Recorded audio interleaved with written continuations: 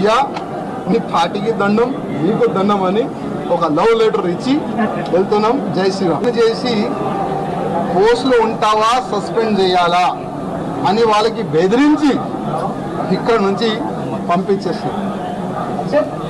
ముగ్గురు మా ఎంబడి వచ్చినారు, ఆ ముగ్గురే సైన్లు పెట్టినారు. ఇంకా దాదాపు 7 మెంబర్స్ సైన్ కావాలి.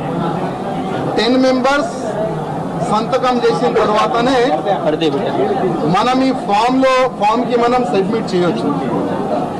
కానీ ఆల్రెడీ డిసైడెడ్ ఎవరికి ప్రెజెంట్ చేయాలి, ఎట్లా చేయాలి అని ఆల్రెడీ వాళ్ళు డిసైడ్ చేసుకొని పైన కూస్తున్నారు. కానీ ఇవాళ కిషన్ రెడ్డి గారికి, అదేవిధంగా కేంద్ర మంత్రి వచ్చిన మేడం గారికి లిఖిత రూపంలో ఒక లెటర్ నేను ఇచ్చినాను. కిషన్ రెడ్డి గారికి ఒక మాట చెప్పి వస్తున్నా. కిషన్ రెడ్డి గారు, మీ చేతి నుంచి ఇవాళ భారతీయ జనతా పార్టీలో నేను జాయిన్ అయినా, నేను నా రాజీనామా మీ చేతికి ఇస్తున్నా, ప్లీజ్ మీరు యాక్సెప్ట్ చేయండి అని కిషన్ రెడ్డి గారికి ఒక లెటర్ ఇచ్చి వచ్చిన, రిజైన్ లెటర్ పార్టీ.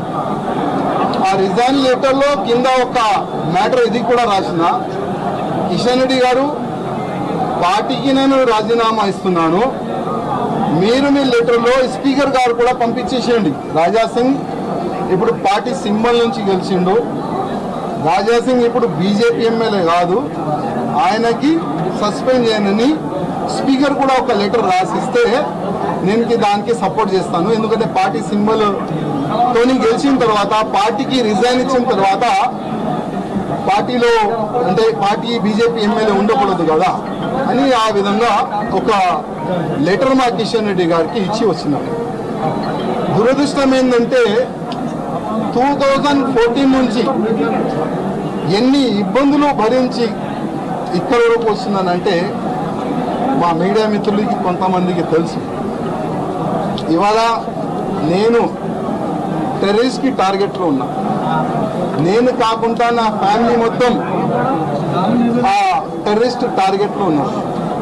కానీ ఎంత కష్టపడి ఇవాళ లేకపోతే రేపు బీజేపీ గవర్నమెంట్ తెలంగాణలో వస్తుంది అనుకుంటాం. కానీ దురదృష్టం ఏంటంటే తెలంగాణలో బీజేపీ రావద్దు అనేవాళ్ళు చాలా జమ అయిపోయినారు పెద్దలు. ఇప్పుడు వాళ్ళే అనుకోకపోతే మేము ఎంత కష్టపడి మా ఫ్యామిలీని రిక్స్ చేసిన తర్వాత, ఇంత పని చేసిన తర్వాత లాభం మేము ఉండవు కదా.